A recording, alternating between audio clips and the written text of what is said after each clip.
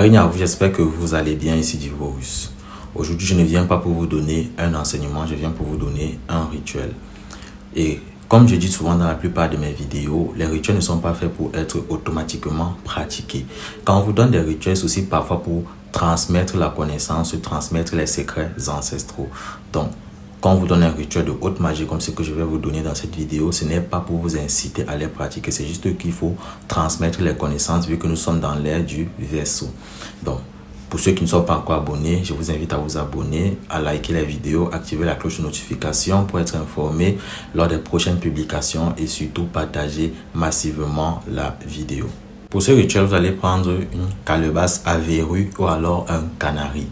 Vous allez aller avec ça dans un cimetière. La première nuit, dans la nuit de la nouvelle lune, donc quand la lune apparaît, vous pouvez télécharger l'application calendrier lunaire. Vous allez voir la nouvelle lune, vous enterrez ça au cimetière, la nuit de la nouvelle lune, et vous allez enterrer ça lors de la dernière nuit de la lune décroissante. Donc la première nuit de la phase lunaire, c'est la nouvelle lune, vous enterrez, vous allez laisser ça au cimetière jusqu'à la dernière nuit de la lune, donc la dernière nuit où la lune, où le dernier quartier de la lune va apparaître. C'est ce jour-là que vous allez déterrer cela. Voilà. Et maintenant, pendant que ça sera enterré là-bas, vous allez venir lundi. Donc, vous allez choisir un lundi. Vous enterrez d'abord le canari ou après, peu importe. Mais sauf que les œufs, vous allez enterrer ça pendant la phase lunaire. Vous allez aller avec ça un lundi.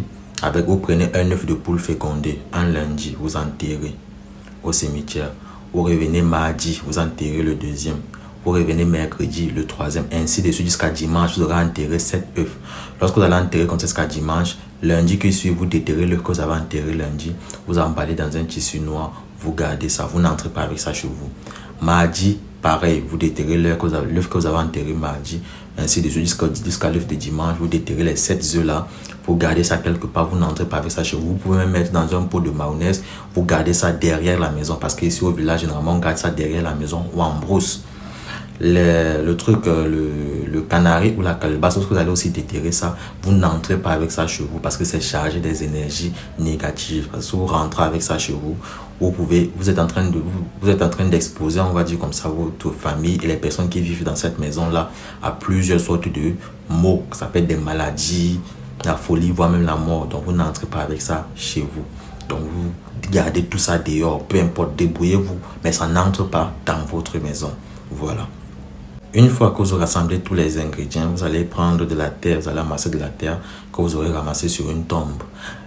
La tombe sur laquelle vous allez ramasser la terre, vous devrez veiller à ce que la personne soit morte un jour impair. Donc, quand on dit un jour impair, ça doit être un jour comme le 1er, le 3, le 5, le 7, le 9, le 11, le 13. Ça qu'on appelle les jours impairs. Donc, elle doit être morte pendant un jour impair. Vous allez prendre cette terre-là que vous pouvez mélanger avec un peu d'argile et un peu d'eau. Vous allez mélanger ça comme ça. Vous allez faire une pâte de terre. Vous allez tapisser un peu le fond de votre calebasse, de votre canari. Ça, c'est la nuit de la pleine. Vous tapissez un peu le fond de votre canari avec cette terre-là. Vous allez prendre le cheveu d'un mort. Pour trouver le cheveu d'un mort, vous allez voir un mort. Vous lui demandez qu'il vous coupe un peu de cheveux du mort. Vous allez mettre le cheveu du mort là sur la terre, donc sur le bol, vous avez tapissé le fond, vous posez les cheveux du mort, vous refermez ça avec la terre encore, vous prenez ensuite la tête d'un vautour, vous posez dessus. Une fois que vous avez posé la tête d'un vautour dessus, vous allez maintenant essayer de faire comme une sorte de cône, donc comme ça serait un peu comme une sorte de volcan tout autour. La tête du vautour doit être visible, donc vous allez prendre la terre, vous allez tapisser tout l'intérieur de la calebasse ou du canari avec la terre. Donc vous tapissez les bords avec cette terre là, mais vous allez laisser comme un creux, et dans ce creux là on doit voir la tête du vautour. Vous allez maintenant prendre les différents œufs là, vous allez placer ça tout autour dans l'ordre. Donc vous prenez l'œuf de lundi, vous placez l'œuf de mardi, ainsi de suite. Vous placez comme ça dans le sens des aiguilles d'une montre en faisant un cercle autour de la tête de vautour. Une fois que cela est fait, vous allez prendre une bougie blanche que vous allez allumer, vous allez poser sur la tête du vautour. Vous allez faire vos prières, vous allez demander aux esprits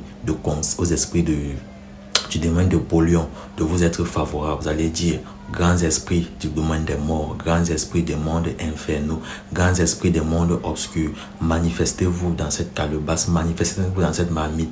Que cette marmite soit un portail, que cette marmite soit une ouverture pour manifester votre pouvoir et votre magie dans ce monde. Liez-vous à cette marmite afin qu'elle me soit favorable et qu'elle exauce tous mes désirs. Vous parlez, vous parlez, vous parlez. Vous laissez la bougie là fondre totalement. Lorsque ça aura fondu maintenant, vous allez ensuite, qu'est-ce que vous allez faire? Vous prenez cette marmite là, vous allez recouvrir avec un tissu noir.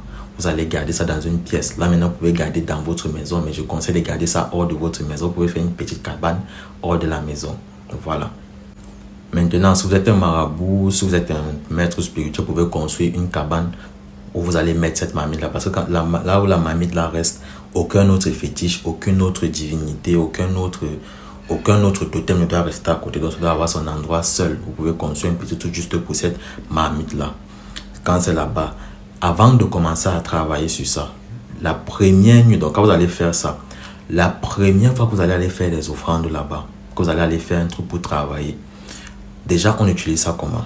Quand vous avez besoin de demander quelque chose à ces fétiches-là, vous allez vers ce fétiche-là à minuit. Vous enlevez le tissu. Vous prenez ensuite, le fétiche, vous déposez devant vous. Vous faites face au nord. Vous frappez les mains 3 fois.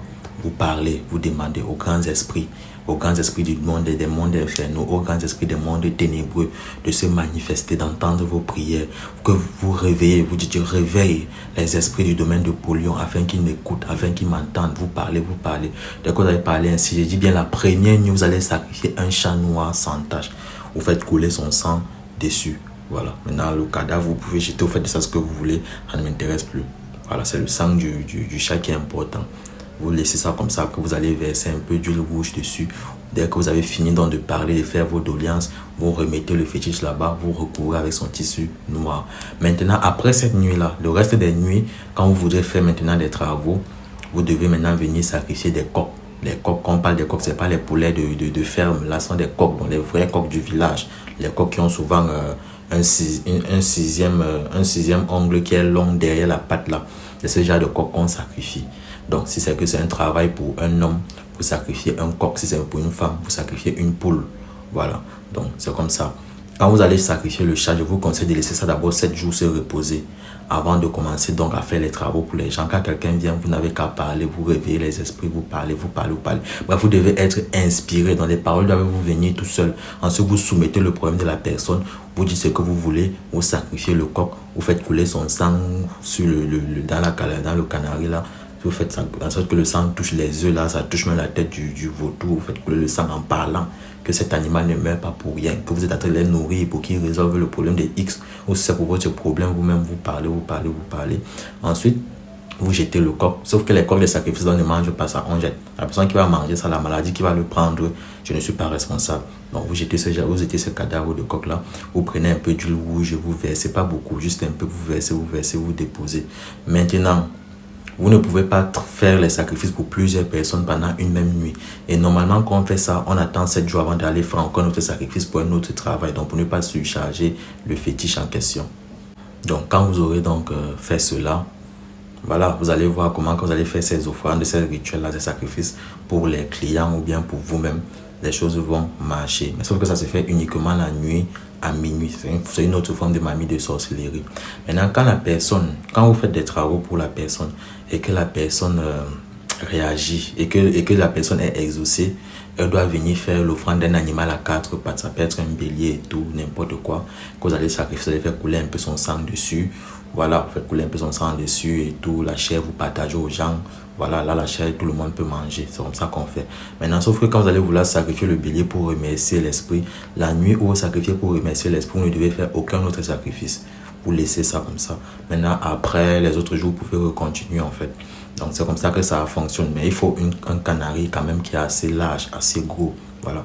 C'est vrai que au fur et à mesure que vous allez faire les sacrifices, ça va se saturer avec le sang là et tout. Mais c'est comme ça que ça fonctionne. Voilà. Plus vous allez utiliser, plus ça va se saturer avec le sang des animaux que vous allez verser. Ce fétiche dit 5 ans. Après 5 ans, vous devez renouveler. Donc, vous ne pouvez plus travailler avec. C'était Divorus, c'est un rituel de marmite de sorcellerie pour les spirituels Et même pour vous, même pour les hommes d'affaires, les hommes politiques, vous pouvez utiliser ça, ça va vous aider. La règne à vous, c'était divorce.